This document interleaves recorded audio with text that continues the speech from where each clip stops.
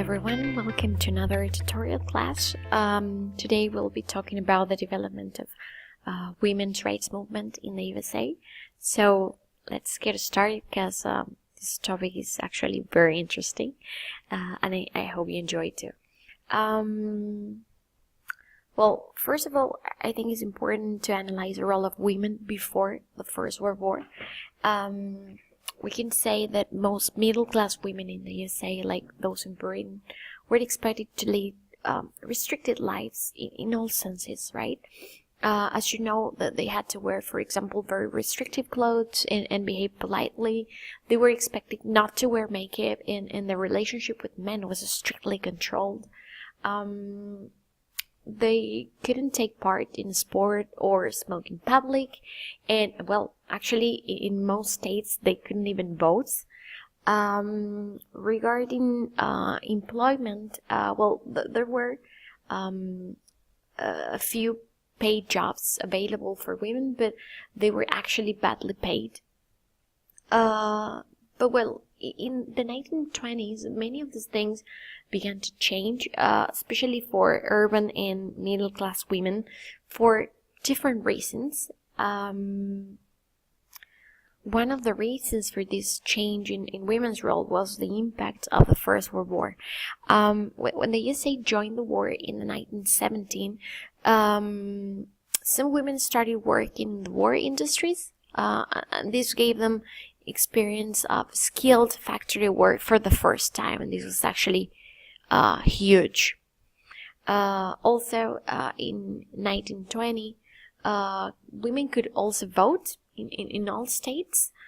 Another reason for the change in women's position in American society was that their domestic work was made easier now by new electrical goods, such as the vacuum cleaner, for example. And due to the expansion of the cinematographic industry at that time, women were also exposed to a wider range of role models who provided them with different lifestyle options. But well, even though there were some improvements for women, this wasn't enough. Women's rights weren't equal to men's. So in the 1960s and early 70s, second wave feminism took place in the USA, also known as the women's rights movement. We say a second wave feminism because the first wave feminism was in the 19th century and early 20th century, and it focused more on achieving women's legal rights, especially the right to vote. This second wave feminism dealt more with every area of women's experience, such as politics, work, family, sexuality. So, let's see now which are actually the main factors that account for the emergence of the women's rights movement in the USA in the 1960s and early 1970s. The first reason has to do with the influence of the civil rights movement. The civil rights movement influenced the women's liberation movement in different ways. To begin with, it provided women with a model for success and how a successful movement should be organized. Then, by fighting for equality, the civil rights movement made social justice a legitimate cause, and it was actually very important. And finally, by eventually excluding women, the civil rights movement pushed women to organize their own movement. Another reason for the emergence of the women's movement was the fact that women became more educated, and education gave them confidence and aspiration to forge and to follow their own career paths. In addition to these, the number of women in employment went up after the world wars, and this gave women more financial freedom.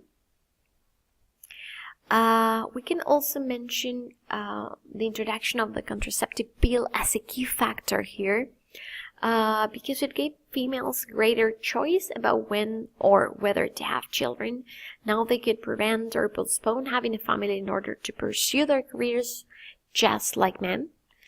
And this was actually a big step in the process of liberation and gender equality. Another important factor was the role of influential women like Betty Friedan in her book The Feminine Mystique, and well, there were many other influential women, for instance Eleanor Roosevelt. So here I recommend doing some research on your own about the relevance of these women and also about the relevance of this book in the development of the movement. Finally, the foundation of the National Organization for Women was also really important. The aim of this group was to bring women into full participation in American society, and it actually set an agenda for the feminist movement. So, well, this the purpose of this tutorial class was to give you some explanations to clear the panorama of feminism in the USA.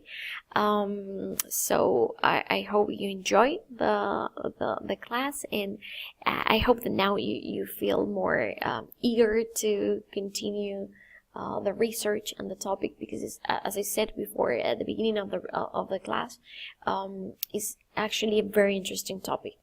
So if you have any questions, please don't hesitate to contact me.